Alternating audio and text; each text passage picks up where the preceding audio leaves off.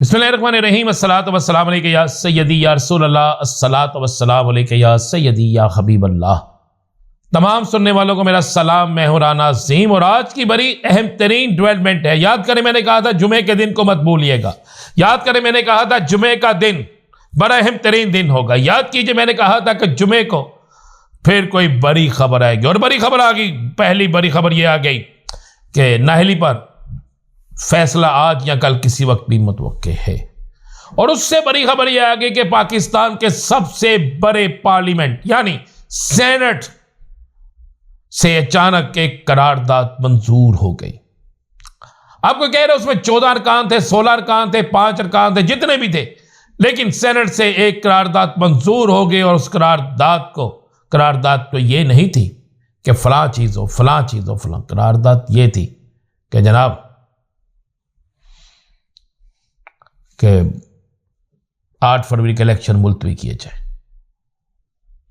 8 फरवरी के इलेक्शन मुलतवी किए जाए। याद करें मैं कई दफा कह रहा था, चूंकि हम इसलिए नहीं कहते थे खुल के कि चीफ जस्टिस सुप्रीम कोर्ट का हुक्म है कि इस पे बात नहीं करनी, सिवाय अपनी बेगम के और किसी से बात नहीं करनी। लेकिन आज तो तमाम टीवी चैनल्स पर यह बात इसलिए चल गई कि वहां पर एक सेनेट के अंदर करारदाद पेश की गई और उस करारदाद में जहां मौसम और दीगर जिक्र किया गया, वहां पर यह भी जिक्र किया गया कि मुल्क के हालात भी बेहतर नहीं है।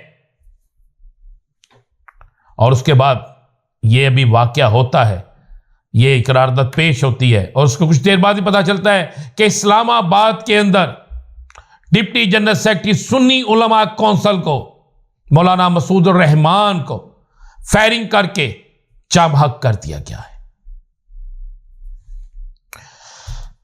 यह एक बहुत बड़ा वाकया है। अगर इस्लामाबाद के अंदर यह हालात हो सकते हैं तो फिर वो लोग जो हदशे का इजहार कर रहे थे, फिर उनके हदशात दुरुस्त हैं। अब देखने वाली बात यह है कि चीफ जस्टिस साहब ने वाज़े तौर पे कहा है कि हर सूरत में इलेक्शन फरवरी में होंगे, 8 फरवरी को ही होंगे।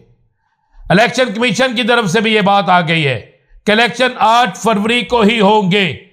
लेकिन बाप पार्टी जिसके अक्सरियती रुकन मौजूद थे ईवान में, और उसके बाद वो तमाम सेनेटर जो हमेशा किसी को बनाने या उतारने में अहम तरीन रोल अदा करते हैं, ये तमाम करारदाद उन सेनेटर्स की तरफ से आई है। आप जरा माजी को उठाकर देख लें, आप हालात को सामने रखकर देख ले तो ये सारी चीजें आपके सामने आ जाएंगी। करारदाद लाने वाले कौन थे, करारदाद को पेश करने वाले कौन थे और करारदाद के हक में बोलने वाले कौन थे।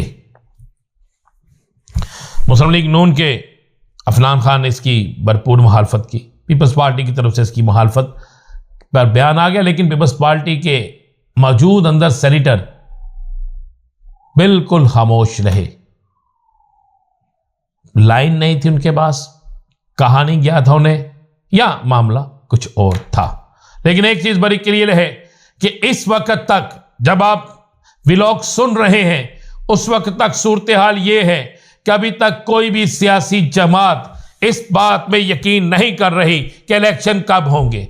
गुम की सूरत हाल है। इंतहाई परेशानी का आलम है सियासी जमातों के लिए कि इलेक्शन हो रहे हैं या नहीं हो रहे। सेनेट से करारदाद पेश होने के बाद, हालांकि उसकी करारदाद गैर आईनी है, इसलिए गैर आईनी से कहा जा रहा है, बहुत से लोग कह रहे हैं कि उसमें कोरम पूरा नहीं था। तो फिर क्या वो करारदाद जो इलेक्शन एक्ट बनाई गई, क्या उसमें कोरम पूरा था? क्या इससे पहले बहुत सी करारदादें जो मंजूर की गई, क्या उनमें कोरम पूरा था? तो फिर जवाब आएगा कोरम पूरा नहीं था, जो रिकॉर्ड का हिस्सा है।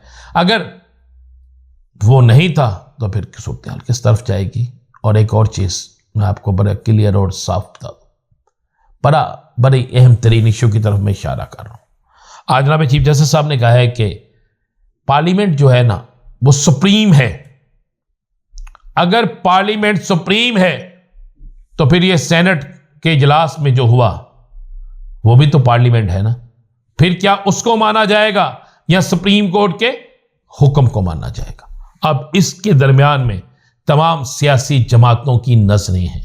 अब इसके दरमियान में तमाम सियासी जमातें सेक रही हैं।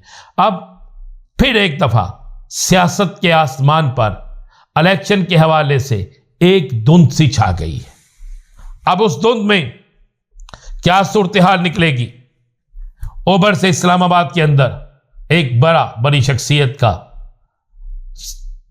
शहीद हो जाना,